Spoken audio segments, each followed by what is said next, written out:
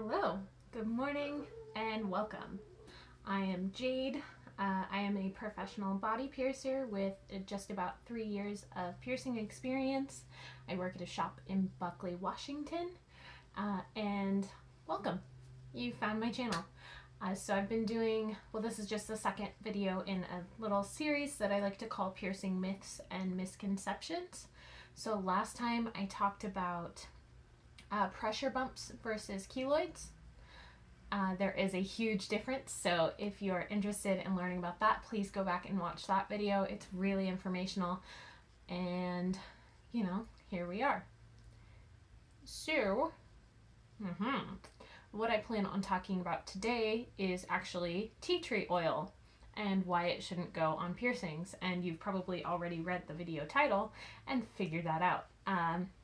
But I'm going to go into depth a little bit more about, why it's bad, why it doesn't belong on piercings, all that fun stuff. I am going to do my makeup as well. I did already prime my face and put on foundation, but I haven't done anything else. I was going to start with eyebrows already on, but I decided that we'd go ahead and do those on camera. So I am going to start priming my eyes. Let me go through some stuff I used already real quick. I used my go-to, which is the NYX pore filler for my primer, and I used Maybelline Fit Me. It's a matte poreless finish for my foundation. It's in the shade Fair Ivory. It's like 105, I think is the number on it. And then I am priming my eyebrowless brow area slash eye area with, this is NYX's glitter primer. I really like it for my eyebrows because obviously I have none, so when I draw them on I want them to stay all day, not just like part of the day and get all patchy. So this really does the trick for me. I also got some neat new makeup this week, so I'm probably going to be using that, some stuff from ColourPop, all that fun stuff. So welcome. I'm gonna just get rolling into things a little bit, start working on my eyebrows here. So if you are not familiar with tea tree oil, it is an oil derived from a tree. Hold on, I have notes here because I'm gonna totally brutalize this name. I'll probably have to put it on the screen too so you can see how it's actually spelled. So it's derived from, let's see, Australian tree called Melalakua,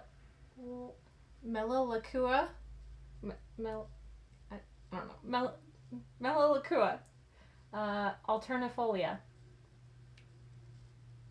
I got the second one, I think. A lot of the time when we think like natural oils, we assume that they are like non-toxic and safe, right? Because you see the label natural on there, so you assume that that means that, okay, it must be good for you. Like, it can't be harmful if it's natural, right? Wrong. So tea tree oil does actually have a lot of really good properties to it. It is really good, like antiseptic, and it's like antifungal and helps kill bacteria and things like that. Unfortunately, the natural oil market is not really, it's not really regulated. So when you're seeing that you're getting something natural, right, you don't really actually know what's mixed into it. So you could be getting a bunch of extra stuff that you didn't want or need in your body, right? So while there have been studies done that say that tea tree oil is, it's kind of inconclusive as far as topical uses go, but it has shown to help with like antifungal, antibacterial properties, right? A lot of people use it to help get rid of acne. I mean, it's a hot product right now. There's a lot of different shampoos, face washes. I think I have a face mask sitting in my bathroom right now that has tea tree oil in it.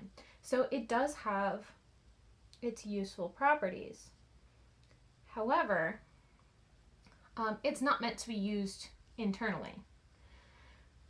A lot of the studies that have been done also show that it is actually toxic when ingested. So that means if you're putting it inside of your body in any way, so it is not safe to be used inside of a puncture wound, which is literally, that's the definition of what a piercing is. It's a puncture wound. So that being said, if you're using it on an open wound like that, you are causing unnecessary irritation to that piercing. So we already talked about last week how keloids and pressure bumps are different. And like I said, if you don't know what I'm talking about, you should definitely go back and watch that one because it was a really informational video and it kind of like leads into this. So we go into this knowing that keloids are not something that can just be, you know, burned away, like fixed. They can't just, there's no home remedy for them, right? So we learned that pressure bumps are something completely different, and pressure bumps can be fixed by troubleshooting and figuring out, you know, exactly what was causing them in the first place. So that's where we go into no oil is going to cure your pressure bump. If anything, it's going to basically remove a couple layers of tissue. It's going to maybe reduce the visible size of that pressure bump, but it's not going to treat what was causing it in the first place, which means that it's just going to come back if you don't actually, you know, treat the cause itself. Like you're treating a side effect of something else, you're not actually treating what's causing that irritation in the first place.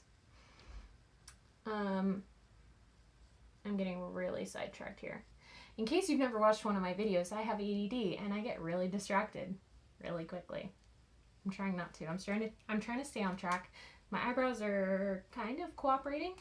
This is always the struggle that I have. Hopefully, I mean, we're a little more zoomed in today, so maybe you can actually see what I'm doing. And I don't know, like some better sound video quality. I tried to fix the lighting. I know last time I was leaning forward and like the whole thing was just like whiting out my face and it looked like some weird I don't know, ghost thingy.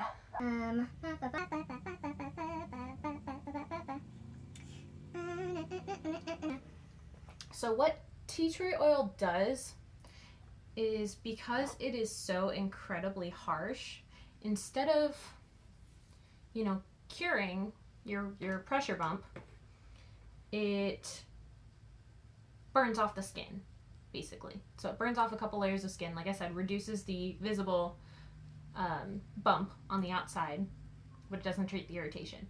So that's the big thing that you see online if you go looking for like how to get rid of a keloid, because right, it's not a keloid, they're confused. But how to get rid of a keloid. Oh, try tea tree oil. That's not what it's meant for. Honestly, if you have a pressure bump, you are going to have way more success going to a piercer and troubleshooting things and getting it to go away in the long term than you are by putting some miracle, you know, cure on it. I don't know. Okay, I'm going to start. Yeah, I'm going to start with my eyeshadow. I got this magnificent palette from ColourPop, and it's called Villains Misunderstood. It's from their like Disney Villains collection. It's so good. I love it. I just got it a couple days ago. I've been so freaking jazzed on it. So I think I'm gonna do like a smoky nude eye, like it kind of drawn out, you know, whipped out, right? We're gonna do the thing. We're gonna whip it out. Okay, Jade, stop. So this shade is actually called Devious, and the lighter shade I'm going to use is Tragic. Got it. My life is tragic. Alright, I'm going to spend a couple minutes doing that, and then I'm going to come back into yelling at you guys about stuff.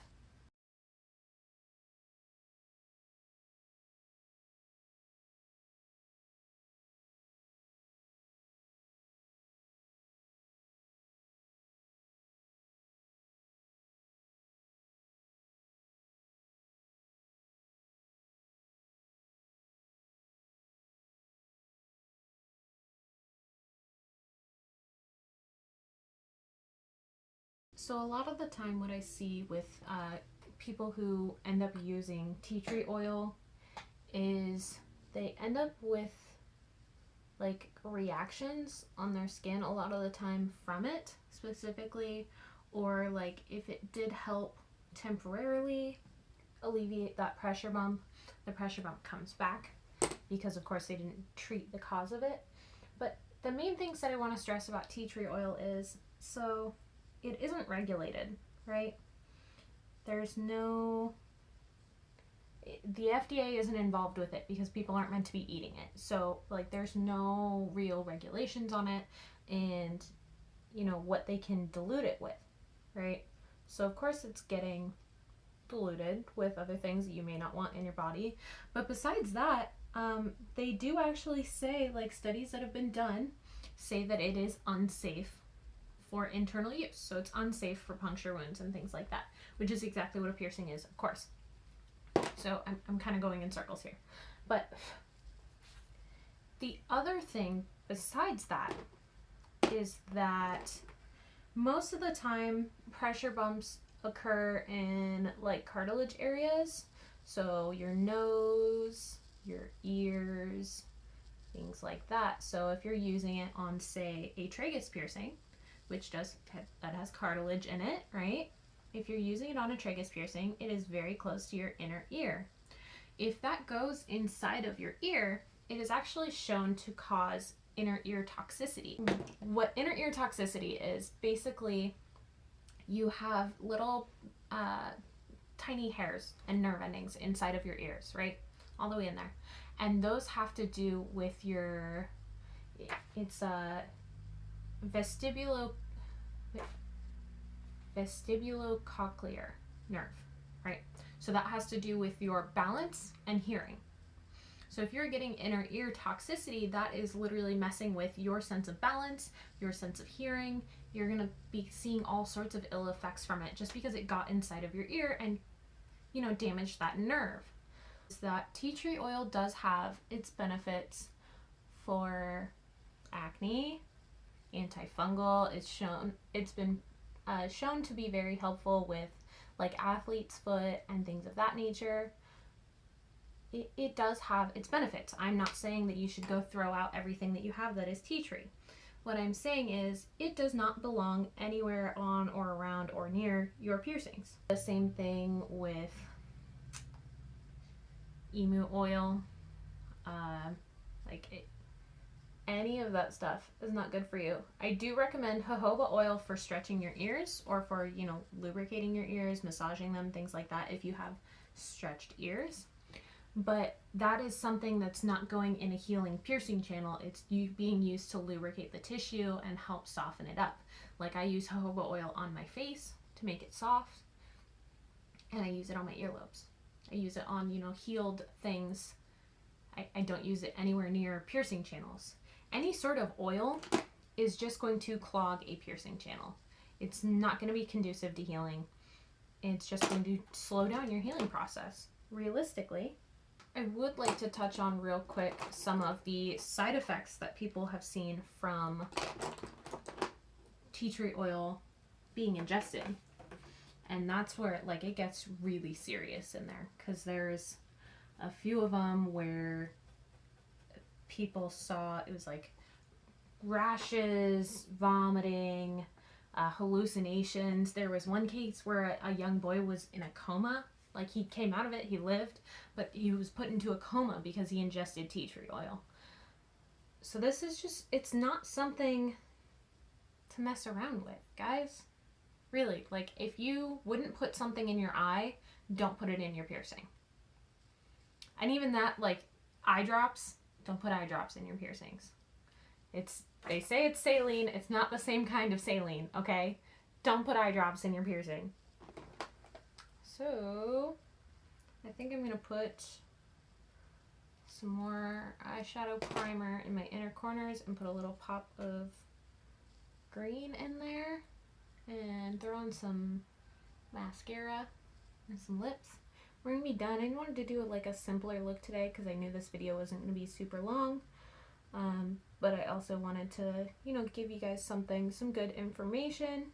I wanted to give you a good basis as to why it's not something that you should be putting in there. If you talk to any reputable piercer, they're going to tell you the same thing.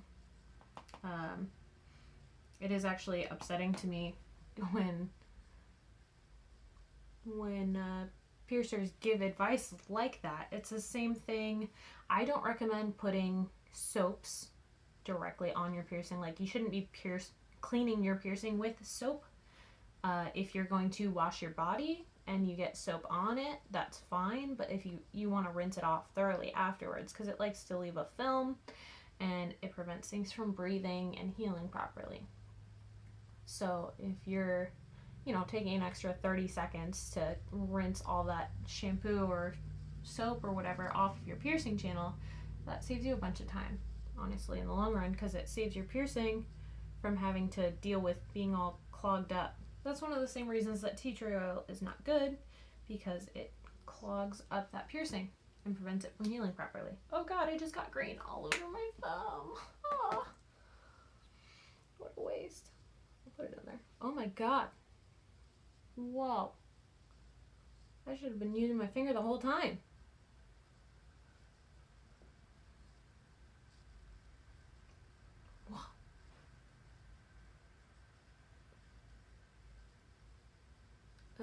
Oh, this shade is also from ColourPop. It is Keep Scrolling. It's like just this super, oh, you can't even see that. Oh my god. There we go. Super vibrant greenish yellow shade.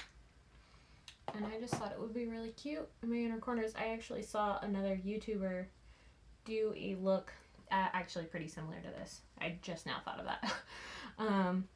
But she used the green in her inner corner, and I saw it and I went, oh my god, I have to have that. I need that shade in my life. So I went on ColourPop's website and I bought it 2 days later. Yeah. Impulse control or something. So what do you guys have going on in your life? What's new? What's happening? Are you enjoying these videos? Do you want me to do more? Would you rather I switched to talking about something else? I'm kind of like enjoying giving you guys information, because that's pretty much what I live for.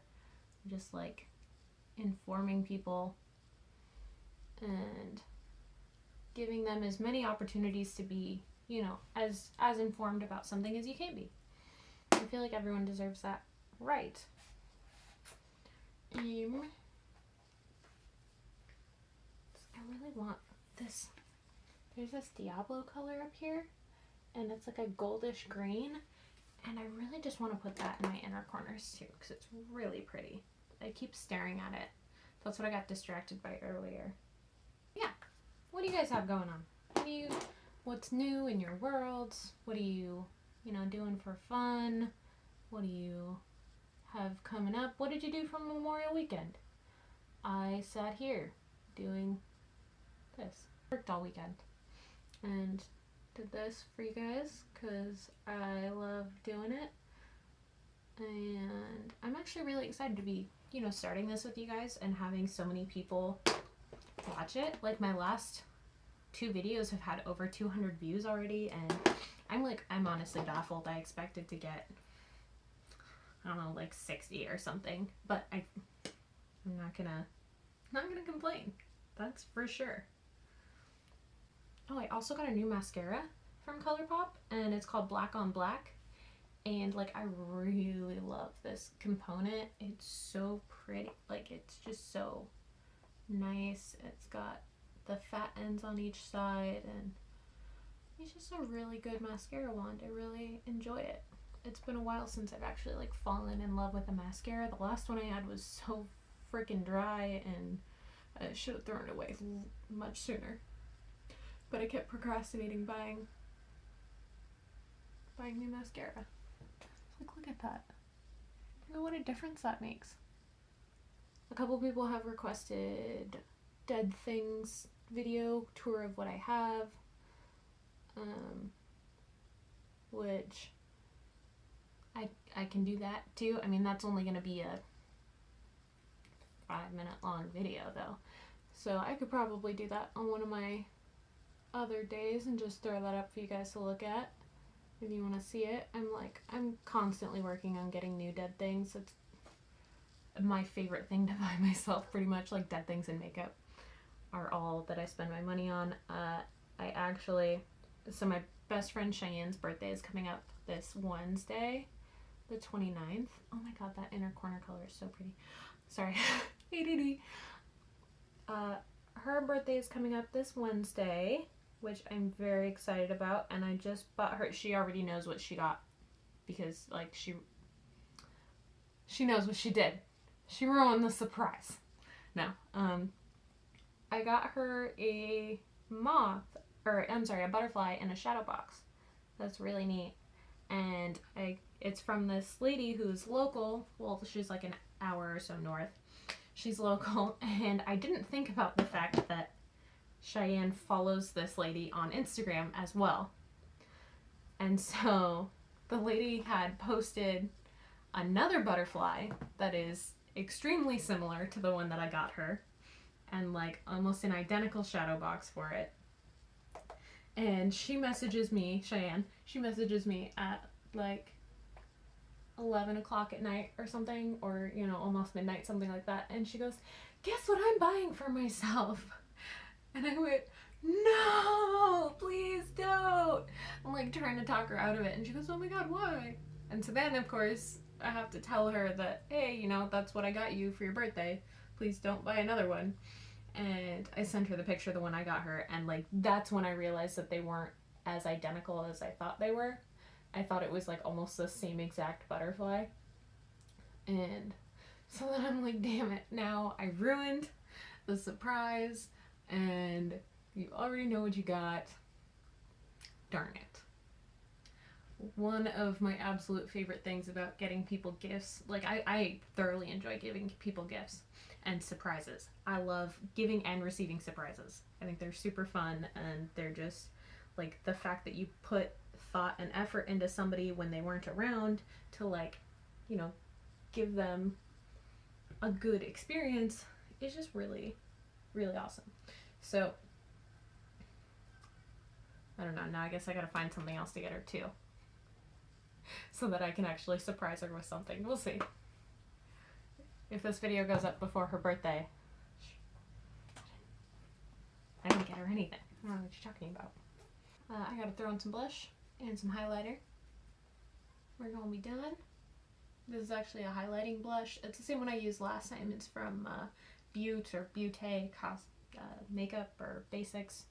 This thing, Butte Basics. And it's this like very peachy blush highlight thing. I don't know. Has a little bit of a shimmer to it, which I like.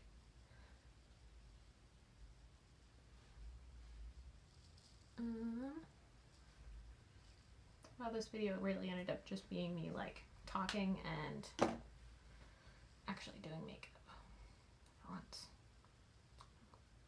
I'm in like actually a super dark room because I wanted the light to not be dumb this time. So I'm really I can't wait to see what this looks like out in natural light, to see if I went like way too heavy on the contour and everything. That's gonna be really amusing. Looking like a clown. Okay, so welcome to my Jade Talk. Thanks for coming. This was about tea tree oil and why it doesn't belong on your piercings. I probably left out a bunch of information, so if I did, you're gonna see it edited in somewhere, and I don't know. Yeah, great. I hope all of you had a very safe Memorial weekend, and that you spent time with your family or loved ones or people that you care about, you know, in general, and that you enjoyed this video. If you did, please like and subscribe. Of course, I gotta throw that in there.